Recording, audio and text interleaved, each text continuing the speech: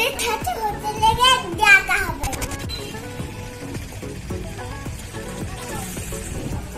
এরকম হোটেল ভেতরে কি আছে দেখি দেখি।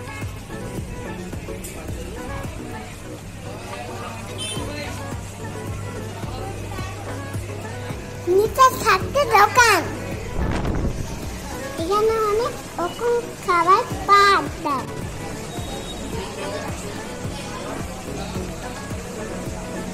এখানে কেকগুলো আমি দেখছিলাম।